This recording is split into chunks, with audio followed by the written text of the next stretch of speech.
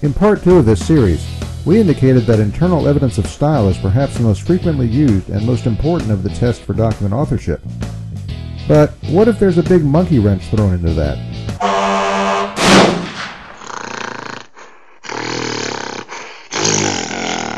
No, I said a big monkey wrench, not a big monkey with a wrench.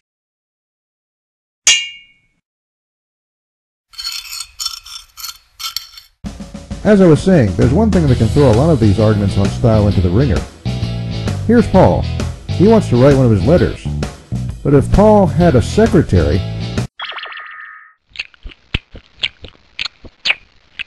no, not that kind of secretary. There! In the ancient world, a secretary was a person you hired to write something for you. Now, of course, Paul could read and write, but that didn't mean you didn't have any use for a secretary. You see, writing a document back then wasn't easy. It was slow, and involved a lot of hard work, and also, this may seem really weird, the idea of writing on a table hadn't occurred to anyone yet. So you had to use something else as a writing surface, like the ground, your leg, or, well, maybe not that desperate. Anyway, where this all fits in with our vid this time should be clear. If a secretary had any significant role in writing a letter, then of course it won't necessarily reflect the style of Paul or whoever else is using the scribe to do his work. And since this is a pretty important point, we're going to discuss two major books on the subject. Here's one author, E. Randolph Richards, author of The Secretary and the Letters of Paul. The other is Bart Ehrman, who wrote Forged. Now these two guys take a different view of this matter. Richards maintains that secretaries could take significant roles in the writing of letters, even to the point of being full-fledged composers. On the other hand, Ehrman says the evidence for this isn't good enough to use it for the New Testament, and that some kind of forgery is a better explanation for... Guys, that's enough.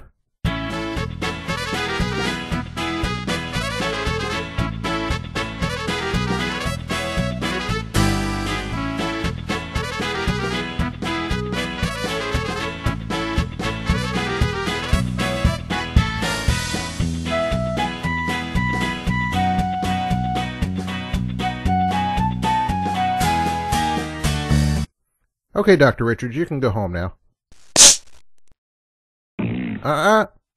Shit. Scholars. So, Bart, what's the first argument?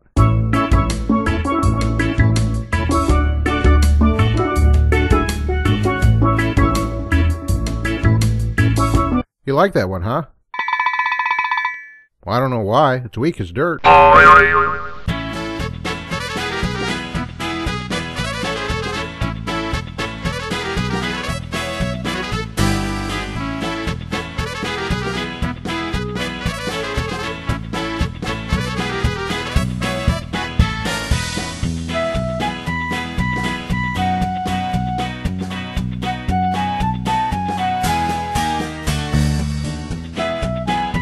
Okay, argument number 2, please.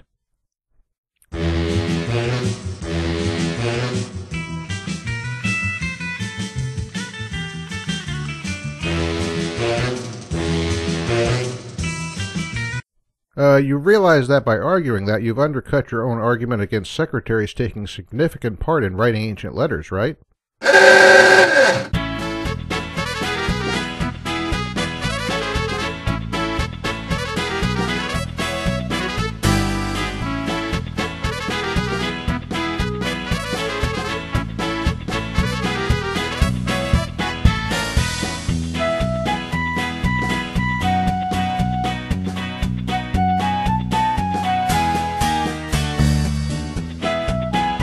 Wow, that's gotta hurt.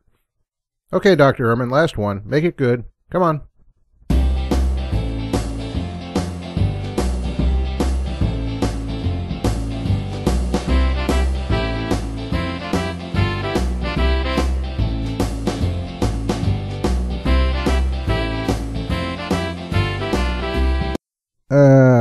Sounds good, but I think you're missing something there.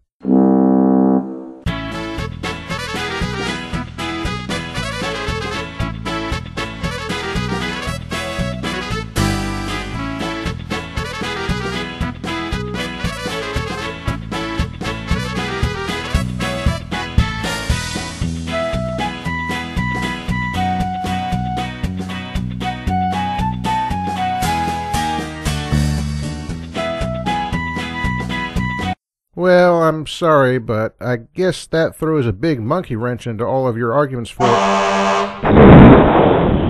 don't you have anything better to do? Uh-uh. Oh. Okay, carry on. Anyway, those are just 3 of Ehrman's arguments against the secretary hypothesis. We'll look at a lot more in the supplemental article for this vid, linked in the description.